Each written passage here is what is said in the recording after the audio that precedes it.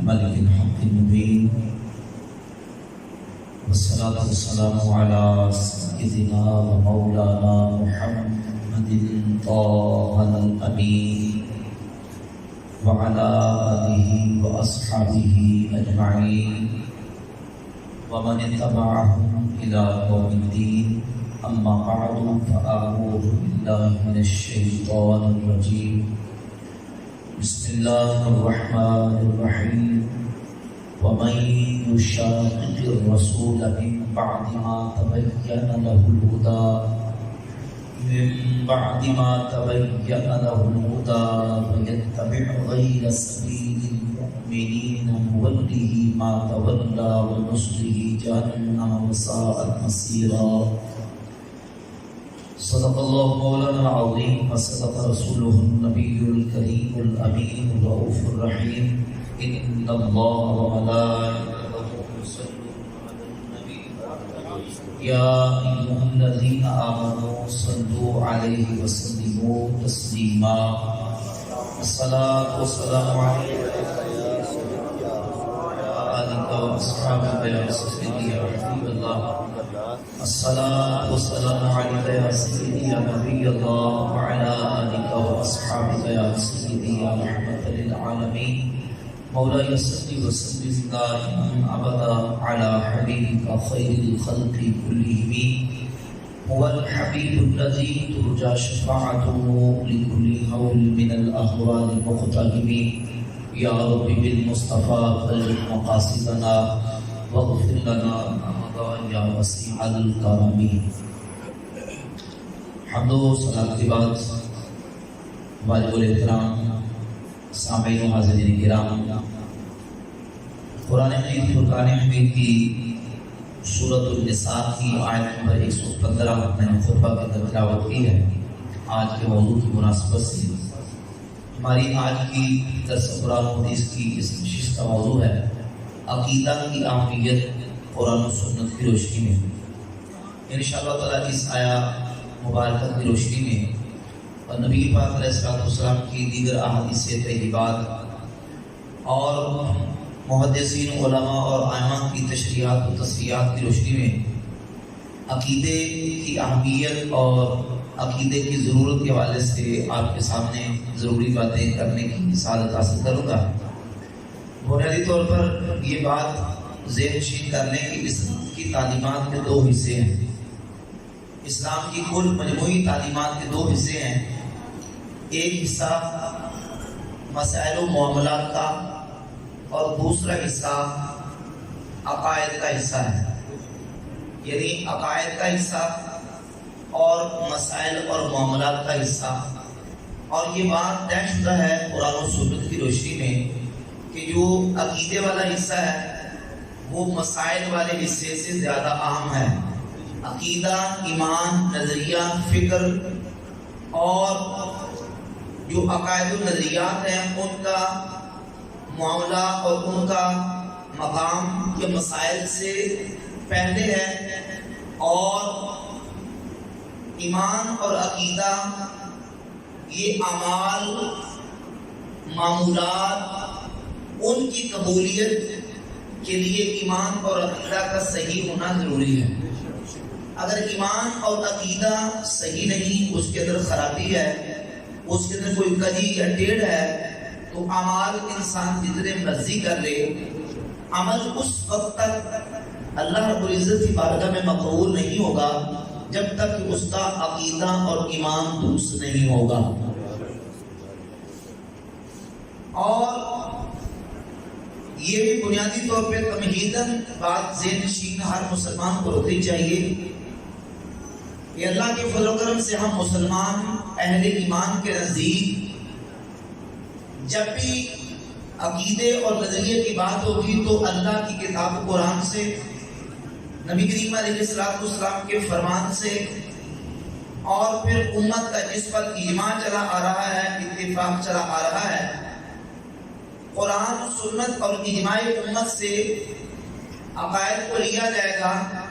جو بات قرآن کے خلاف ہے، سنت حدیث کے خلاف ہے، اجماع امت کے خلاف ہے، وہ مسلمانوں کا عقیدہ ہرگز نہیں ہو سکتا. قرآن و سنت سنت اور اجماع امت عقیدے کے لیے ضروری ہے، اور یہ بھی طے ہو گیا کہ عقیدہ درست ہے تو عمل قبول ہوگا، اور اگر عقائد درست نہیں تو عمل قبول نہیں ہوگا۔ جو اللہ پر ایمان رکھتا ہے، رسول اللہ پر ایمان رکھتا ہے، جس کا ایمان کامل ہے، وہ اللہ اور اس کے رسول کو ماننے کے ساتھ ساتھ ان کو بھی مانے گا جن کو اللہ نے منایا، جن کو اللہ کے رسول نے منوایا۔ یہ ترتیب سے ہم نے چلنا ہے کہ اللہ کو بھی مانو، اللہ کے رسولوں کو مانو، اور جن کو اللہ نے منوایا ان کو بھی مانو، اور جن کو رسول اللہ نے منوایا ان کو بھی مانو۔ اور جو طریقہ قرآن اور سنت نے مسلمان کو زندگی گزارنے کا، اور جو طریقہ قرآن اور سنت نے ہمیں بتایا اس طریقے کے مطابق اور اس نظریے کے مطابق ہم چلیں گے تو ہمارا عقیدہ درست ہے۔ اگر اس کے خلاف چلے تو پھر عقیدہ بھی درست نہیں، اگر عقیدہ درست نہیں تو عمل اللہ رب العزت کی بات میں قبول نہیں ہوگا۔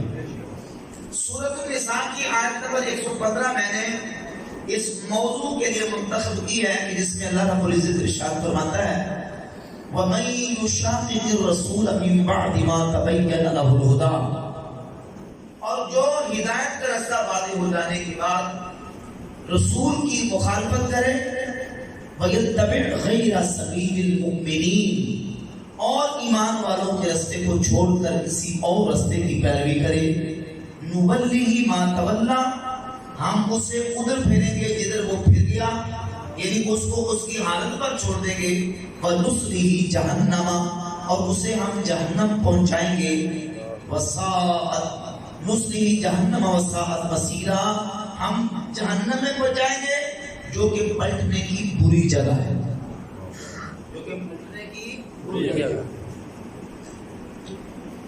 اب یہ دو چیزیں اس آیت سے ثابت ہوئی، ایک تو یہ کہ جو رسول کی مخالفت کرے گا وہ بھی جہنم میں جائے گا، اور جو ایمان والوں کے رستے کی مخالفت کرے گا وہ بھی جہنم میں جائے گا۔ رسول کی مخالفت کرنے والا بھی جہنم ہے، اور مومنین کے رستے کی مخالفت کرنے والا بھی جہنم ہے۔ معلوم ہوا ہم نے اسی رستے پر رہنا ہے جو رسول کا رستہ ہے، جو ایمان والوں کا رستہ ہے، جو ایمان والوں کا رستہ ہے۔ اب اس آیت طیبہ سے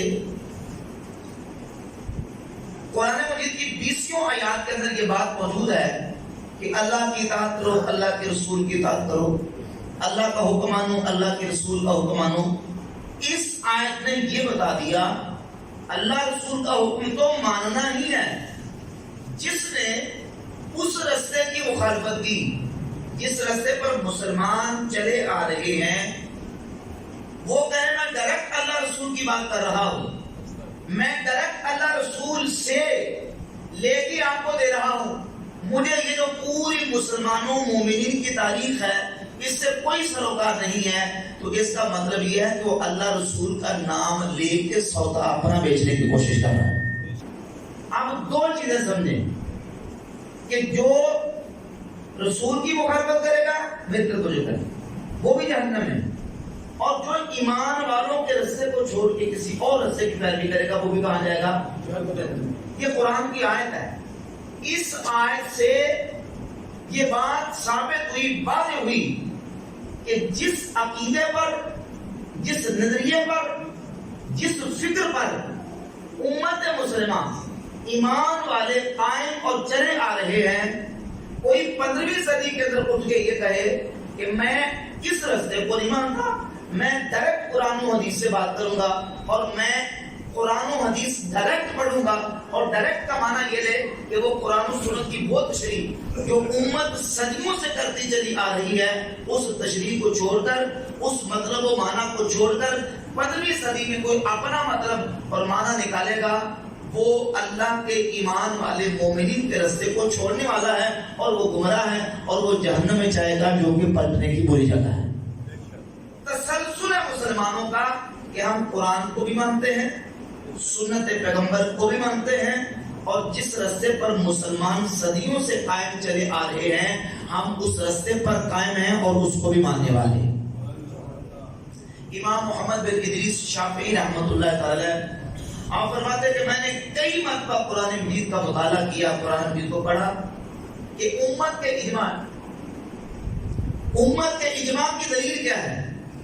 امام شافعی رحمۃ اللہ فرماتے ہیں کہ میں نے کئی مرتبہ قرآن مجید کی تلاوت کی، کئی مرتبہ قرآن کو پڑھا، جب کہ سورۃ الناس کی آیت، سورۃ النساء کی آیت نمبر 115 پہ پہنچا، یہ آیت میرے سامنے دلیل آئی ہے کہ امت کا اجماع اور امت جس بات پر متفق ہو جائے، قرآن کی اس آیت سے امت کے اجماع کی حجیت ثابت ہوتی ہے۔ اور پھر اس کے علاوہ نبی پاک علیہ السلام کی بہت ساری احادیث کتب احادیث کے اندر موجود ہیں، المستدرک الصحیحین کے اندر اور بہت ساری احادیث کی کتابوں کے اندر حدیث موجود ہے کہ رسول اللہ صلی اللہ علیہ وآلہ وسلم نے ارشاد فرمایا ان اللہ لا یجمع امتی علی الضلالہ، اللہ کبھی میری امت کو گمراہی پہ جمع نہیں کرے گا، گمراہی پہ جمع نہیں کرے گا۔ لا تجتمع امتی علی الضلالہ، میری امت کبھی گمراہی پہ جمع نہیں ہوگی، یعنی جس پر امت اجماع اور اتفاق کر لے، امت کا اجماع ہو جائے تو امت کا اجماع خود قرآن و سنت سے حجت اور دلیل ہے، وہ مسئلہ کبھی بھی اسلام کے خلاف نہیں ہو سکتا، کیونکہ ساری امت گمراہ مسئلے پر، گمراہ موقع پر جمع نہیں ہو سکتی۔ اگر کسی مسئلے پر امت نے اجماع اور اتفاق کر لیا، ساری امت اکٹھی ہو گئی، تو اس کا مطلب یہ ہے کہ یہ مسئلہ بالکل واضح مسئلہ اور امت کا اتفاقی مسئلہ، اس مسئلے کو چھوڑ کر اس موقف سے، اس عقیدے سے انحراف کرنے والا وہ راہ راست سے بھٹکنے والا ہے، وہ صراط مستقیم پر قائم رہ سکتا نہیں۔ اب اس آیت اور حدیث کے بعد جیسے ہم نے عرض کیا کہ قرآن کو ماننا ہے، سنت رسول کو ماننا ہے۔ سنت رسول یعنی نبی کریم علیہ السلام کا رستہ، حضور کی سنت، حضور علیہ السلام کی حدیث کی حجیت کے حوالے سے بہت ساری احادیث اس کے حدیث کے اندر موجود ہیں۔ امام حاکم المستدرک الصحیحین میں 318 نمبر اور بعض نسخوں کے مطابق 319 نمبر حدیث لکھی ہے۔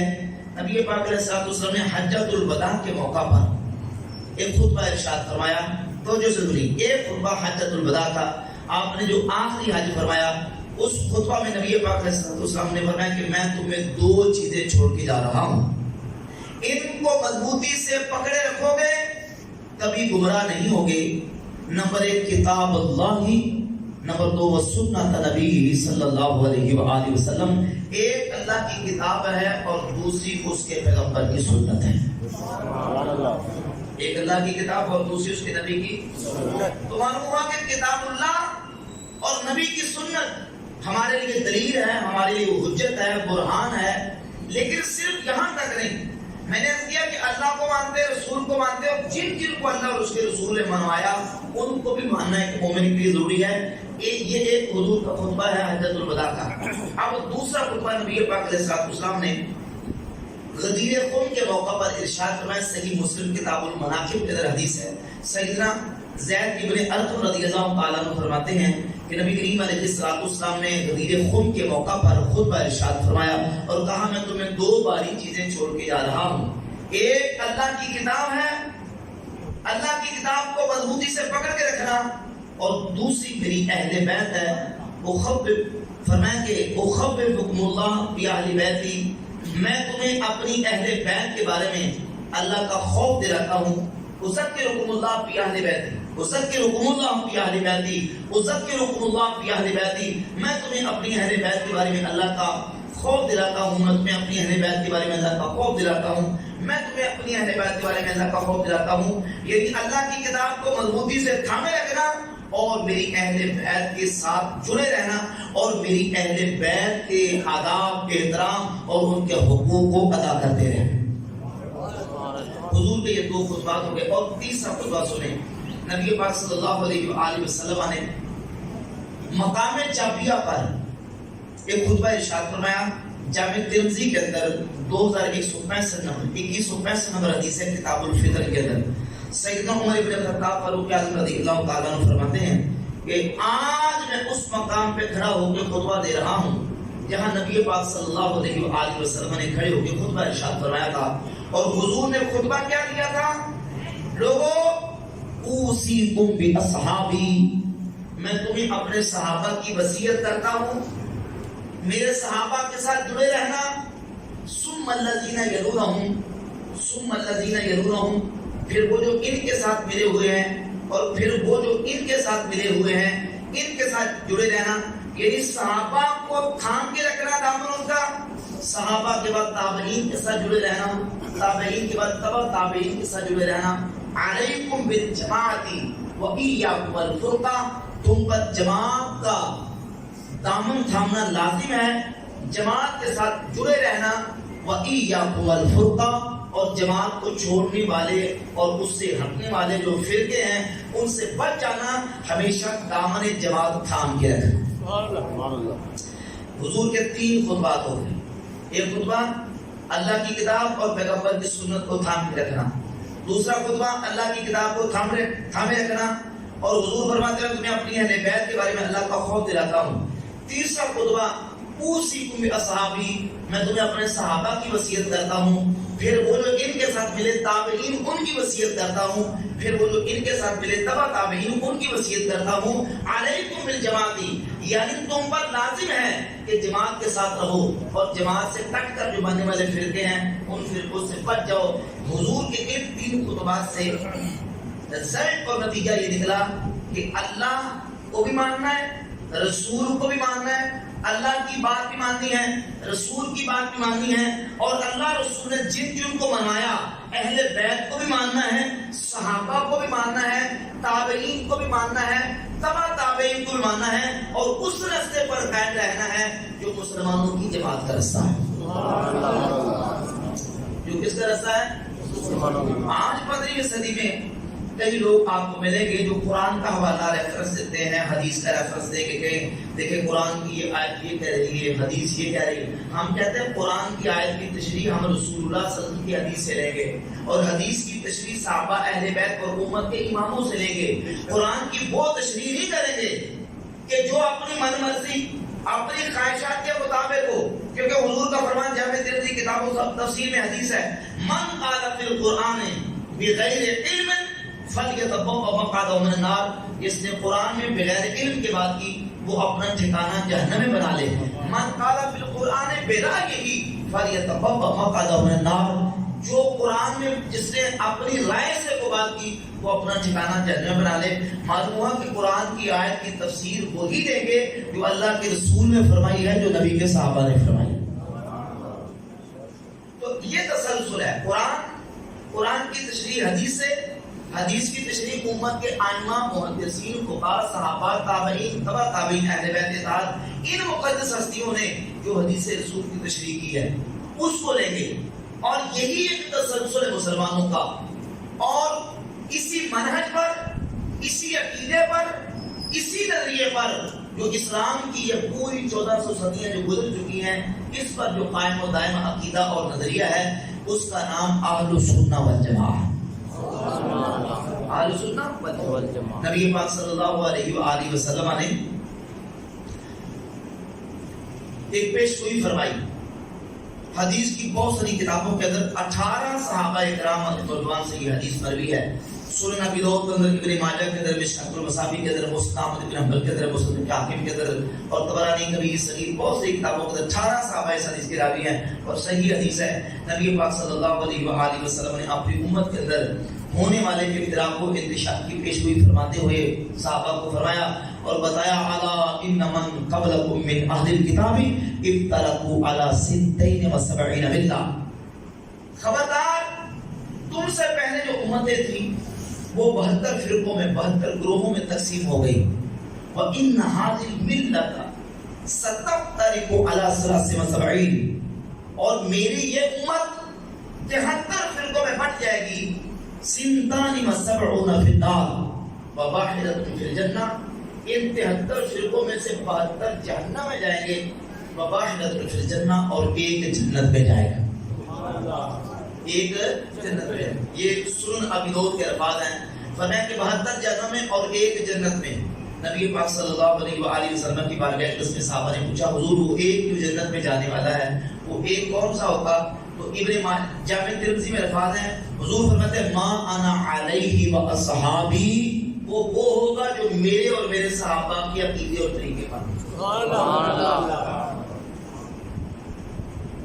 یہ نہیں کہا گیا کہ وہ ہوگا جو قرآن پڑھنے والا ہوگا، وہ ہوگا جو قرآن کی تلاوت سب سے اچھی کرے گا۔ ابھی میں حدیث آپ کے سامنے بیان کروں گا کہ قرآن 1000 مرتبہ کوئی شخص پڑھتا ہے لیکن اگر قرآن کی تشریح صحیح نہیں کرتا، قرآن کا مطلب اور معنی صحیح نہیں نکالتا، تو پھر وہ قرآن پڑھنے کے باوجود بھی ہدایت پر ہو سکتا نہیں ہے۔ اٹھائیں صحیح بخاری کے اندر 6930 31 32 33 34، صحیح مسلم کے اندر 2449 50 51 52 53 سے لے کر 2470 تک تقریباً 20 سے زیادہ احادیث موجود ہیں۔ اور سنن ابی داؤد کے پورا باب اور چیپٹر امام ابو داؤد نے کیپ کیا۔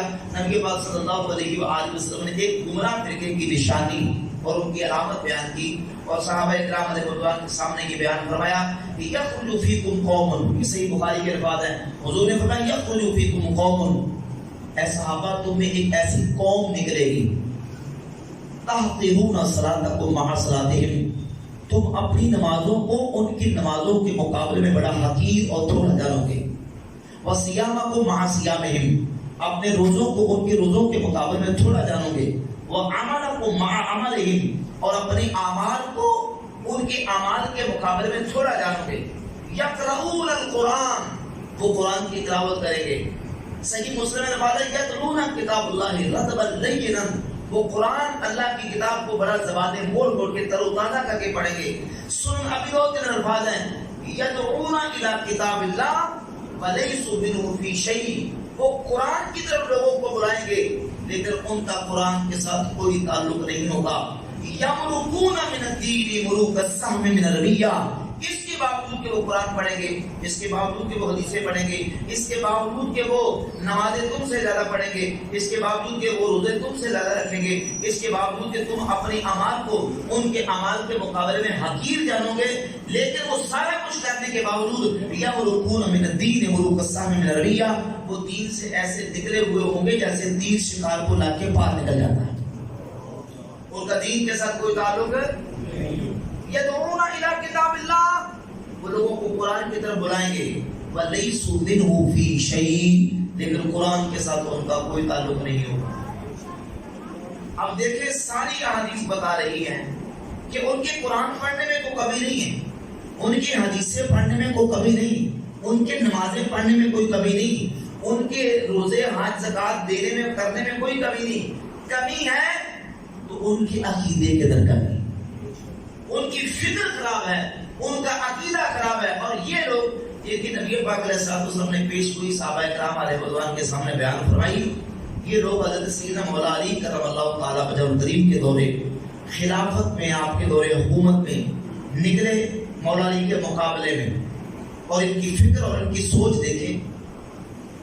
جب مسئلہ تحقیق پیش آیا، مسئلہ تحقیق جب حضرت مولا علی رضی اللہ تعالیٰ عنہ اور حضرت امیر معاویہ کا آپس میں معاملہ جنگ تک معاملہ تک پہنچے، آخر میں یہ طے پایا کہ ایک ثالث حضرت علی کی طرف سے اور ایک ثالث حضرت امیر معاویہ کی طرف سے، دونوں کی طرف سے ایک ایک ثالث اور حکم مقرر کر دیتے ہیں، جو ثالث اور حکم فیصلہ کرتے ہیں دونوں فریقین کو فیصلہ منظور ہونا چاہیے۔ اس بنیاد پہ بات تحکیم تک پہنچ گئی اور یہ طے پایا کہ حکم مقرر کر دیتے ہیں۔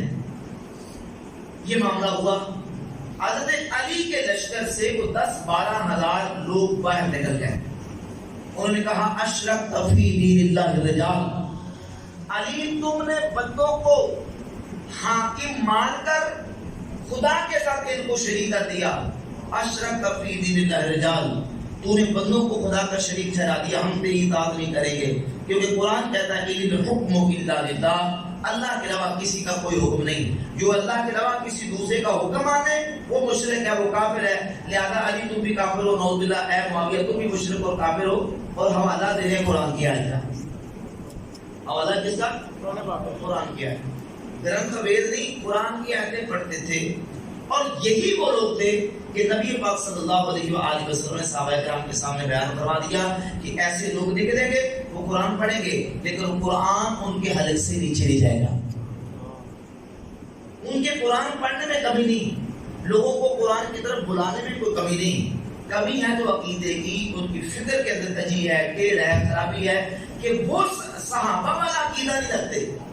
جو فہم اللہ نے صحابہ کو قرآن کی دی تھی وہ فہم ان کے پاس نہیں، بلکہ وہ اپنی طرف سے من مرضی کرتے تھے اور قرآن کا مطلب اپنی طرف سے بیان کرتے تھے. ایک اور حدیث میں ساتھ پڑھوں گا. اب جب مولا علی رضی اللہ تعالیٰ کو انہوں نے کافر و مشرک کہا قرآن کی آیتیں پڑھ پڑھ کے، تو سیدنا مولا علی رضی اللہ تعالیٰ عنہ کو اطلاع پہنچی ہے، وہ کہتے ہیں کہ اللہ کے علاوہ جو کسی کو حق کی مانے مشرک ہے، لہذا علی مشرک اور باقی مشرک ہے. تو مولا علی نے کیا جواب دیا؟ توجہ سے سنیے، صحیح مسلم کے اندر حدیث ہے. مولا علی فرماتے ہیں کلمۃ حق ارید بہا باطل. یہ جو کہہ رہے ہیں نا کہ ان الحکم الا للہ، یہ قرآن کی آیت ہے سورہ یوسف کی، کہ اللہ کے علاوہ کسی کا حکم نہیں. کلمۃ حق، یہ کلمہ حق ہے، وارید بہا باطل، لیکن یہ جو مطلب لے رہے ہیں وہ مطلب باطل ہے. بس میں نہیں قرآن پڑھ رہے ہیں، کلمہ حق کا بول رہے ہیں، قرآن کی آیت پڑھ رہے ہیں، وہ حق ہے، لیکن جو ترجمہ کر رہے ہیں ترجمہ باطل ہے. قرآن کی آیت کا ترجمہ باطل کر رہے ہیں، مطلب غلط لے رہے ہیں. ایسے لوگ ان کا لیٹسٹ ایڈیشن بھی آپ کو اس دور میں ملے گا. جیسے انہوں نے کہا کہ اللہ کے علاوہ کسی کو حاکم مانے تو شرک ہو جاتا ہے، جو اللہ کے علاوہ کسی کو حاکم مانے وہ شرک ہے. آج بھی کہتے ہیں کہ اللہ بس داتا بھی اللہ، غوث بھی اللہ، مشکل کشا بھی اللہ، فریاد رس بھی. جو اللہ کے علاوہ کسی کو داتا مانے، غوث مانے، مشکل کشا مانے، فریاد رس مانے، وہ کافر ہے، مشرک ہے. وہی بولی جو خارجیوں نے بولی. حالانکہ مولا علی نے کہا کلمہ حق ہے، قرآن کی آیت پڑھتے ہو ارید بہا باطل، لیکن جو مطلب لے رہے ہو یہ مطلب باطل. صحیح مسلم کے اندر 473 نمبر حدیث ہے. یزید الفقیر تابعی وہ کہتے ہیں کہ میرے اوپر کچھ خارجیوں کے، انہی لوگوں کے جن کی حدیثوں کی نشانیاں اور علامات بیان کی گئی ہیں، ان کے کچھ عقائد و نظریات کا میرے اوپر کچھ اثر ہو گیا اور کچھ اثرات اور جراثیم تھے ان کے عقیدے کے میرے اندر. میں اپنے ساتھیوں سمیت مکہ المکرمہ سے مدینہ شریف مسجد نبی شریف کی حاضری کے لیے پہنچا. جب میں مدینہ شریف پہنچا تو وہاں مسجد نبی شریف میں ایک بزرگ بابا جی وہ ستون کے ساتھ ٹیک لگا کے تو حدیث کا درس دے رہے تھے اور لوگوں کو بتا رہے تھے کہ جب جہنمیوں کو جہنم سے نکالا جائے گا، جہنمیوں کو جہنم سے نکالا جائے گا. تو جو کیجیے جہنمی جہنم میں چلے جائیں گے پھر ان کو نکالا جائے گا. یزید الفقیر کہتے ہیں کہ میں نے جب اس بابا جی کی بات سنی بزرگوں کی تو میں نے ان کے سامنے قرآن مجید کی آیت پڑھی، سورۃ السجدہ کی آیت نمبر 20. قرآن کہتا ہے، اللہ فرماتا ہے کلما ارادوا ان یخرجوا منها اعیدوا فیہا، کہ جب اہل جہنم سے نکلنے کا ارادہ کریں گے اعیدوا فیہا، تو ان کو واپس جہنم میں لوٹا دیا جائے. جب جہنمی جہنم سے نکلنے کا ارادہ کریں گے اعیدوا فیہا، ان کو واپس اس میں لوٹا دیا جائے گا. یہ قرآن کی آیت کا حوالہ دیا کہ بابا جی آپ کہہ رہے ہیں کہ جہنمی جائیں گے تو ان کو بعد میں واپس نکالا جائے گا، لیکن قرآن کہہ رہا ہے کہ جو جہنم میں چلا گیا وہ نکلنے کا ارادہ کرے گا تو واپس نہیں نکل سکتا. کہتے ہیں جب میں نے یہ بات کی، اب وہ جو بزرگ حدیث کا درس دے رہے تھے وہ عام شخصیت نہیں، وہ نبی کریم علیہ السلام کے صحابی حضرت جابر رضی اللہ تعالیٰ عنہ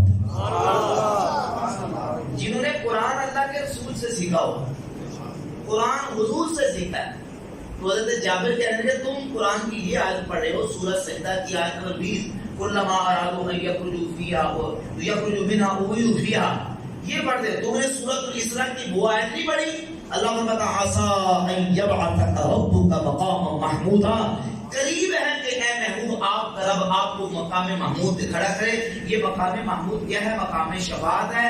حضور اس مقام پہ کھڑے ہوں گے اور اللہ کے رسول اللہ کی بارگاہ میں شفاعت کریں گے اور گناہگاروں کو رب کے عزت سے جہنم سے نکال کے رب سے جنت لے کے دیں گے. نعرہ تکبیر، اللہ نعرہ رسالت. नाराए हैदरी, ताजदारे खत्म नबूवत,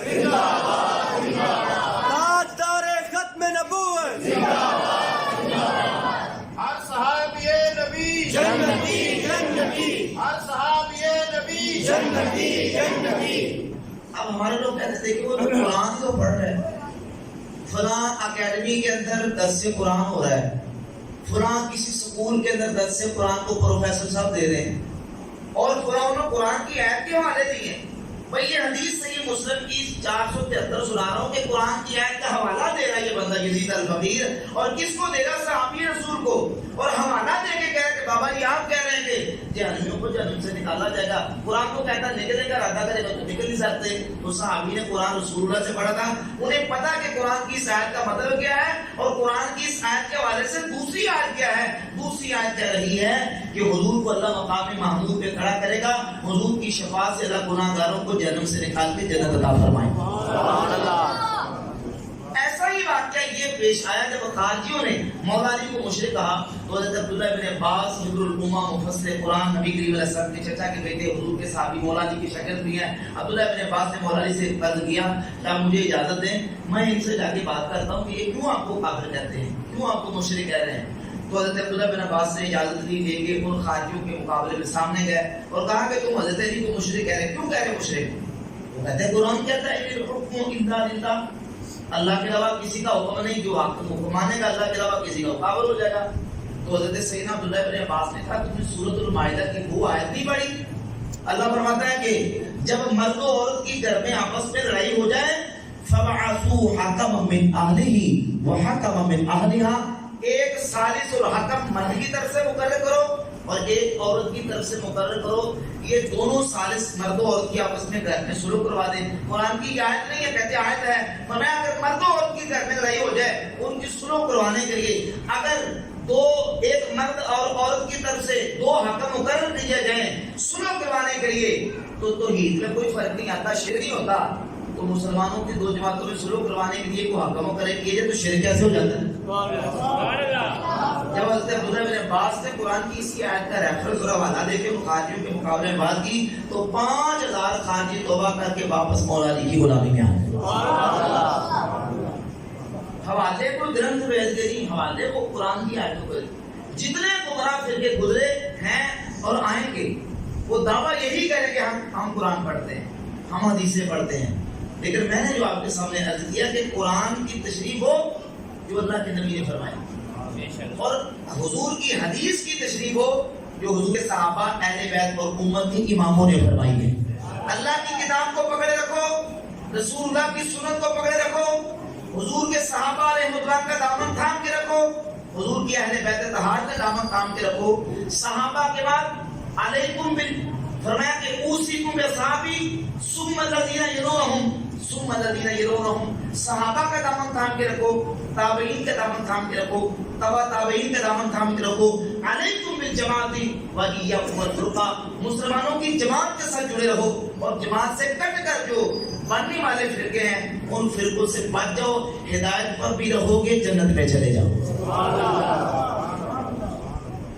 ये बातें मैंने आपके सामने कुछ वाक़या किसके साथ पेश किए हैं ताकि तशरीह भी हो जाए, वजाहत भी हो जाए कि हर कुरान पढ़ने वाला हिदायत पर नहीं, हर कुरान का रेफरेंस और हवाला देने वाला हिदायत पर नहीं। हदीसें कुरान की आयतें पढ़ पढ़ के लोगों के सामने वो खारजी बयान कर देते। जितने गुमराह फिरके गुजरे, आप मुअत्तला, मुजस्समा, मुशब्बिहा, मुअतज़िला, उनके अक़ाइद और नज़रियात को देखें, उनके दलाइल को देखें, वो रेफरेंस कुरान ही से देते हैं, हवाला कुरान ही से देते हैं, लेकिन कुरान का जो मतलब है वो सही बयान नहीं। अल्लाह के फज़ल व करम से अहलुस सुन्नह वल जमाअह, ये वो अकीदा है, अहलुस सुन्नह का अकीदा वो अकीदा है जो जिनका मनहज ऐसा मुबारक और पाकीज़ा अकीदा है, मनहज ऐसा मुबारक और पाकीज़ा है कि उम्मत का सबसे पहला तबका जिस अकीदे पर कायम था, यानी हुजूर के सहाबा, ये वो अकीदा है जो अहले सुन्नत व जमात का अकीदा। अहले सुन्नत व जमात, अहले सुन्नत व जमात, अगर अहल के ऊपर अलिफ लाम नहीं लगाएंगे तो जमात पर भी नहीं लगाएंगे, और अगर सुन्नत पर अलिफ लाम नहीं लगाएंगे तो जमात पर भी नहीं लगाएंगे। اگر سنت پر الف لام آئے گا تو جماعت پر بھی آئے گا. بعض لوگ ایسے اشکال ڈالتے ہیں کہ اہل سنت با جماعت ہے، با جماعت. یہ عربی کا مسئلہ ہے، یہ کوئی عقیدے کا فرق نہیں ہے. اہل السنہ والجماعہ، اگر سنت پر الف لام ہے اہل السنہ پڑھیں گے تو والجماعہ پڑھیں گے، اور اگر اردو میں کہتے ہیں تو اہل سنت والجماعت پڑھیں گے. تو اہل السنہ والجماعہ یہ وہ عقیدہ اور نظریہ ہے. جب نبی پاک علیہ الصلوۃ والسلام کی بات کرتے ہیں صحابہ نے پوچھا حضور تہتر فرقوں میں سے جنت پہ جانے والا کون ہے؟ تو سننا بھی لوگ ادھر الفاظ ہیں. حضور فرماتے ہیں ہی الجماعت، وہ ایک جماعت ہے. وہ کیا ہے؟ ایک جماعت ہے. جامع ترمذی میں الفاظ ہے ما انا علیہ و اصحابی، وہ ہیں جو میرے اور میرے صحابہ کے عقیدے اور طریقے پر ہیں. اب سنن ابی داؤد کی ایک دوسری حدیث ہے، نبی پاک علیہ الصلوۃ والسلام نے فرمایا لوگوں من یعش منکم بعدی فسیری اختلافا کثیرا، تم میں سے جو میرے بعد زندہ رہے گا وہ بہت سارے اختلافات دیکھے گا، بہت سارے اختلافات دیکھے گا. علیکم بسنتی وسنت الخلفاء المہدیین الراشدین، ایسے موقع پر تم پر میری سنت اور میرے خلفاء راشدین المہدیین کی سنت لازم ہے. پتہ چلتا ہے کہ آپ کو سمجھ آ رہی ہے اور آپ سمجھنے کے پورے بیٹھے ہیں. تو فرمایا کہ جو میرے اور میرے صحابہ کی سنت ایسے موقع پر تمہیں لازم تھامنی. اب حضور کی سنت اور خلفاء راشدین صحابہ کی سنت کو لازم پکڑنے والوں کو کہتے ہیں اہل السنہ. کیا کہتے ہیں؟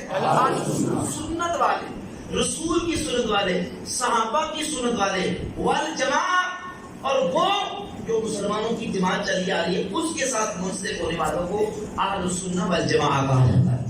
اور یہ بات یاد رکھیں، جب ہم قرآن کی بات کرتے ہیں تو قرآن نے ہمیں مسلم کا ٹائٹل دیا ہے. قرآن نے ہمیں کیا ٹائٹل دیا ہے؟ مسلم. اللہ فرماتا ہے ہوا سماکم المسلمین، ہوا سماکم المسلمین، اس نے تمہارا نام مسلم رکھا ہے. کیا رکھا ہے؟ مسلم. تو جو ہے اس نے تمہارا نام مسلم رکھا ہے. قرآن نے جو ٹائٹل ہمیں دیا ہے باقی ادیان کے مقابلے میں، اسلام کے خلاف جتنے باقی دین ہیں، ادیان ہیں، ان ادیان کے مقابلے میں ہمارا ٹائٹل ہے مسلم، اور قرآن کا دیا ہوا. یعنی مقابلے میں عیسائی ہیں، یہودی ہیں، ہندو ہیں، سکھ ہیں. یہودیوں، ہندوؤں، سکھوں، عیسائیوں کے مقابلے میں ہم مسلم ہیں. اور اگر کلمہ پڑھنے والوں کے اندر پوچھا جائے کہ آپ کیا ہیں تو ہم باقی گمراہ فرقوں کے مقابلے میں ہیں اہل السنہ والجماعہ. قرآن نے ادیان کے مقابلے میں ہمیں مسلم کا ٹائٹل دیا، اور حدیث نے باقی گمراہ فرقوں کے مقابلے میں ہمیں اہل سنت کا ٹائٹل دیا. بعض لوگ ہمارے سادہ لوگوں کے ذہنوں کو خراب کرنے کے لیے وہ کہتے ہیں دیکھیں جی کیا ضرورت ہے یہ کہنے کی کہ ہم سنی ہیں، اہل سنت ہے. تو قرآن نے تو یہ کہا کہ آپ مسلمان ہیں، تو ہم بس مسلمان ہیں، آگے مسلمان کے علاوہ ہمارا کوئی ٹائٹل نہیں ہے. یا یہ کہتے ہیں کہ دیکھیں آپ مسلمان ہیں کہ اہل سنت ہے، تو ہم کہتے ہیں اللہ کے فضل و کرم سے ہم مسلمان بھی ہیں، ہم اہل سنت بھی ہیں. پہلی بات یہ کہ سوال بنتا ہی نہیں، یہ سوال بنتا ہی نہیں. جیسے مثال کے طور پہ سمجھے بلا تشبیہ، اگر کوئی شخص یہ پوچھے ہمیں کہ آپ پاکستانی ہیں کہ پنجابی ہیں، پاکستانی ہیں کہ پنجابی، تو کیا جواب ہوگا کہ بھائی میں پاکستانی بھی ہوں، پنجابی بھی ہوں. میں پاکستانی ہوں انڈینز کے مقابلے میں، افغانی، چائنی، انڈین، باقی دیگر ممالک کے مقابلے میں. ملک کا جب ملک کے ساتھ کمپیریزن اور تقابل ہوگا تو میں ملک کے اعتبار سے پاکستانی ہوں، اور اگر صوبے کا صوبے سے تقابل ہوگا تو میں سندھی، بلوچی، پشتون ان کے مقابلے میں پنجابی ہوں. تو یا کہ اگر پنجابی بھی ہوں، پاکستانی بھی ہوں، پاکستانی ہوں باقی ملکوں کے مقابلے میں، اور پنجابی ہوں باقی صوبوں کے مقابلے میں، اور لاہوری ہوں باقی شہروں کے مقابلے میں. ہم لاہوری بھی ہیں، پنجابی بھی ہیں، پاکستانی بھی ہیں. لیکن اعتبارات مختلف ہیں. جب ہم پاکستانی تو اعتبار ملکوں کا ہوگا, جب ہم پنجابی ہیں تو اعتبار صوبوں کا ہوگا, جب ہم لاہوری ہیں تو اعتبار شہروں کا ہوگا, جب ہم مسلمان اپنے آپ کہتے ہیں تو اعتبار ادیان کا ہوگا. باقی ادیان باطلہ کے مقابلے میں ہم مسلمان ہیں. اور جب اعتبار ہوگا عقیدے کا اور جماعت کا تو باقی گمراہ فرقوں کے مقابلے میں ہم اہل سنت و جماعت ہیں. جتنے گمراہ فرقے ہیں ڈریں وہ, شرمائیں وہ, ہچکچائیں وہ, جن کے عقیدے کے اندر خرابی ہے, ہم تو ڈنکے کی چوٹ پہ کہتے ہیں کہ ہم اہل سنت و جماعت ہیں. تکبیر, نعرہ رسالت, نعرہ تحقیق, نعرہ حیدری. کیونکہ ہمارے عقیدے کے اندر کوئی خرابی نہیں, اللہ کے فضل و کرم سے. جس طرح میں نے کہا ہم قرآن کو مانتے ہیں, سنت کو مانتے ہیں, اہل بیت کو مانتے ہیں, صحابہ کو, تابعین کو, تبع تابعین کو, ولیوں کو, غوثوں کو, ابدالوں کو, اللہ کے نیک بندوں کو, غوث پاک کو, دادا صاحب کو, خواجہ صاحب کو. اللہ کے فضل و کرم سے یہ ہماری کو 50 یا 100 سالہ تاریخ نہیں. اہل سنت تو وہ روشن عقیدہ ہے کہ صحابہ سے لے کر آج تک جتنے اللہ کے ولی آئے ہیں وہ کسی عقیدے, کسی فکر اور کسی جماعت کے اندر آئے. حضرت شیخ عبدالحق محدث دہلی رحمۃ اللہ تعالی 400 سال پہلے گزر کے بزرگ ہیں. 400 سال پہلے ہندوستان کے اندر ایک بہت بڑے عظیم محدث تھے شیخ عبدالحق محدث دہلی رحمۃ اللہ علیہ. غیر مقلد وہابیوں کے علماء نے بھی ان کی تعریف کی, دیوبندیوں کے علماء نے بھی تعریف کی, اور اہل سنت تو مانتے ہی ہیں. وہ اسی 73 فرقے والی حدیث کے اوپر شرح کرتے ہوئے اپنی کتاب فارسی کے اندر شرح ہے الشفعۃ اللمعات, وہ فرماتے ہیں اگر گوئنچے گنا معلوم شد کہ فرقہ ناجیہ اہل سنت و جماعت ہے, وہی راہ راست براہ خداست, باہر فرقہ دعویٰ می بلند کے براہ راست, وہ مذہب ہے جواب شان کے این چیزیں نیست کہ وہ مجرد دعویٰ تمام شد, برہان قائد و برہان حقانیت اہل سنت و جماعت آنست این دین و اسلام پر اقلام داست. فرماتے ہیں کہ اگر ہم یہ کہیں کہ اہل سنت کا عقیدہ حق ہے, باقی بھی سارے فرقے کہیں کہ ہمارا حق ہے, تو فرماتے ہیں کہ ہر بندہ اپنے مذہب کی تائید کے لیے بات کرے گا, لیکن ہمارے پاس ہمارے عقیدے کے سچ اور حق ہونے کی دلیل یہ ہے کہ اہل سنت کا عقیدہ وہ ہے جو صحابہ سے لے کر آج تک اللہ کے ولیوں سے نقل ہوتا ہے. جتنے اولیاء اللہ ان کی تعریف پڑھے, کچھ 200 سال, کو 400, کو 500, کو 1000, اللہ کے فضل و کرم سے ابو بکر صدیق کی ذات اقدس سے لے کر امت کے آج تک اولیاء اللہ جتنے نیک صالحین بندے آئے ہیں اور آئیں گے وہ سارے کے سارے اہل سنت و جماعت کے اندر. کوئی ایسا شخص جس کے دل میں صحابہ کا خوف و عداوت ہو وہ اللہ کا ولی نہیں ہو. جس کے دل میں حضور کی اہل بیت کا بغض و عداوت اور بدعقیدگی ان کے بارے میں ہو وہ اللہ کا ولی نہیں ہو. جس کے عقیدے کے اندر تلی یا ٹیڑھ کسی بھی قسم کی موجود ہے وہ اللہ کا ولی ہرگز نہیں ہو سکتا. اللہ ولایت اسے ہی عطا کرتا ہے جس کا عقیدہ صحیح ہوتا ہے. اسی لیے اللہ کی رحمت سے سارے اللہ کے ولی سنی, اور یہ اللہ کے سارے کیا ہے سنت و جماعت, اور اسی عقیدے اسی طریقے پر اولیاء اللہ چلے اور آج ہیں. اللہ کے فضل و کرم سے اللہ نے ایسا مبارک عقیدہ عطا کیا ہے کہ نہ اس میں کوئی کجی ہے, نہ کوئی ٹیڑھ ہے, نہ کوئی خرابی ہے. ہاں بعض چیزیں ایسی ہوتی ہیں کہ بعض ہمارے اپنے لوگوں کی انفرادی طور پر غلطیاں, بعض علماء کی غلطیاں, بعض خطیبوں کی غلطیاں, بعض واعظین کی غلطیاں, بعض ملنگ قسم کے یا جھوٹے قسم کے پیر جعلی قسم کے عامر قسم کے لوگ ہوتے ہیں. ان کو دیکھ کے لوگ کہتے ہیں دیکھیں یہ آپ کی یہ اہل سنت کا یہ عقیدہ, اہل سنت یہ کہتے ہیں. یہ اہل سنت کا عقیدہ نہیں. اہل سنت کسی گلی محلے کا نام نہیں ہے کہ جو اس محلے میں رہتا ہے وہ اہل سنت ہے. وہ اہل سنت عقیدے کا نام ہے. اہل سنت عقیدے کا نام ہے. جو اس عقیدے پر ہے وہ اہل سنت ہے, اور جو اس عقیدے پر نہیں ہے وہ اہل سنت ہے. بوتل کے اوپر روح افزا کی جامع شریف کی اوپر لیبل لگا دیں, ٹائٹل لگا دیں, اس کے لیے روح افزا وہ تب بنے گا جب اس کے اندر روح افزا ہو, اس کے اندر جامع شریف ہو. کسی مسجد کا امام ہو, کسی مدرسے کا ناظم ہو, کسی دربار کا گدی نشین ہو, اگر وہ اہل سنت کے عقیدے پر نہیں ہے تو اہل سنت کرنے سے وہ سنی نہیں بن جائے گا. سنی ہونے کے لیے سنی والا عقیدہ ہونا ضروری ہے. اہل سنت کا اللہ کے بزرگوں سے عقیدہ, صحابہ, اہل بیت, اللہ کے ولیوں کے بارے میں مبارک ہے. اعلیٰ حضرت امام احمد رضا بریلوی رحمۃ اللہ فرماتے ہیں اہل سنت کا ہے بیڑا پار, اصحاب حضور نجم ہیں اور ناؤ ہے فطرت رسول اللہ. بے عذاب و کتاب و حساب و کتاب تا ابد اہل سنت پہ لاکھوں سلام. آج بھی اہل سنت والجماعت کا عقیدہ اللہ کی فضل و کرم سے وہ حق پر ہے, قیامت تک, قیامت کی صبح تک حق پر قائم رہے گا. یہ جو دائیں بائیں سے لوگ اٹھتے ہیں اور اٹھ کے ہمارے اہل سنت کے عقیدے پر نقب زنی کرنے کی اور گمراہ کرنے کے لوگوں کو کوشش کرتے ہیں, ان سے اپنا ایمان اس پرفتن دور میں بالخصوص ہمارے نوجوانوں کو بچانا نہایت ضروری ہے. بالخصوص سوشل میڈیا کے ذریعے سے جس طرح گمراہی اور بد اعتقادی کا طوفان بدتمیزی ایک مومنٹ آیا ہے. ہر بندہ جس کے پاس موبائل اور جس کے پاس تھوڑا سا کوئی سیٹ اپ موجود ہے وہ موبائل لے کے بیٹھ جاتا ہے, ریکارڈنگ کرتا ہے, جو اس کے مان میں آتا ہے, جو منہ میں آتا ہے وہ کہتا چلا جاتا ہے. اور ہمارے سیدھے سادے سنی مسلمان نوجوان وہ پنجابی کہتے ہیں جنہیں لائق کری تو وہ جس کو سننا شروع کرتے ہیں اسی کے پیچھے لگ جاتے ہیں. یہ نہیں پوچھتے, یہ پتہ نہیں کرتے کہ یار یہ بندہ جو ٹکڑی بجا رہا ہے, یہ بندہ جو قرآن و حدیث کا بظاہر ٹائٹل اور لیبل لگا کے اپنا جرم بیچنے کی کوشش کر رہا ہے, اس کا پیچھے بھی کوئی تعلق ہے کہ نہیں ہے؟ پیچھے تعلق ہونا ضروری ہے.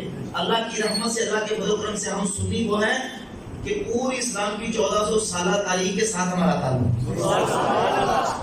ہم وہ نہیں کہ 50 سال پہلے یا 100 سال پہلے پیدا ہوئے. داتا صاحب کتنی دیر گزری ہے؟ تقریباً 1000 سال. تقریباً غوث پاک کو تقریباً 1000 سال. تو یہ کوئی 150 سال کی بات نہیں ہے, یہ تو 1000 سال کی بات کر رہا ہوں. جتنے اولیاء اللہ کے نیک بندے سارے سنی, سارے کے سارے سنی, بڑے بڑے اولیاء اللہ صحابہ سے لے کر آج تک اللہ کی فضل و کرم سے.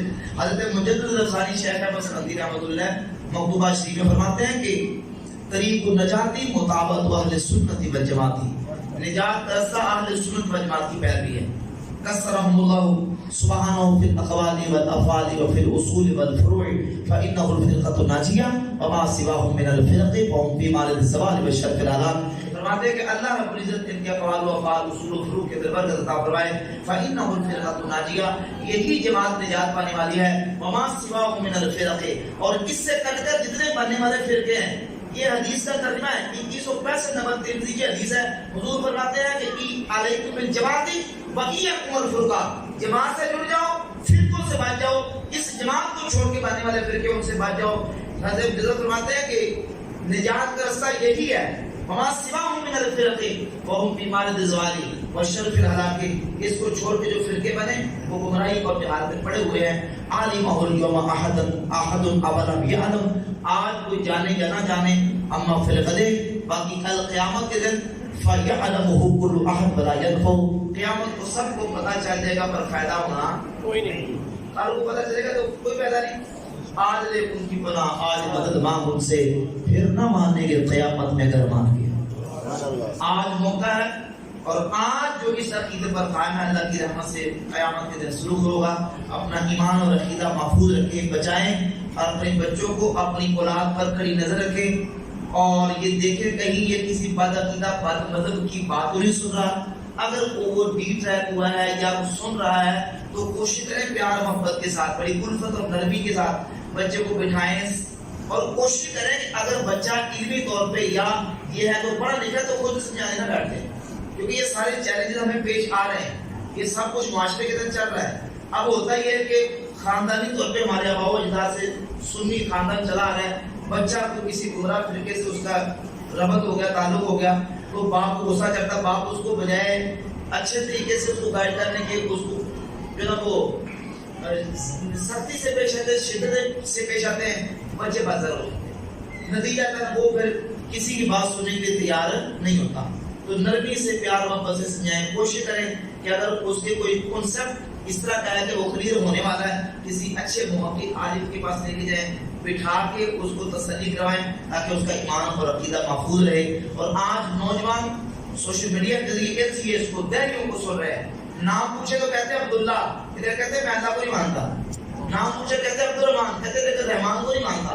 اس طرح نعوذ باللہ تعالیٰ حالت ہو رہی ہے کالجز کے اندر، یونیورسٹی کے اندر، کتنے نوجوان جو کہ الحاد اور بے دینی کا شکار ہو کے نعوذ باللہ اسلام کو اور خدا کے اوپر بھی ان کا ایمان اٹھ چکا ہے نعوذ باللہ تعالیٰ.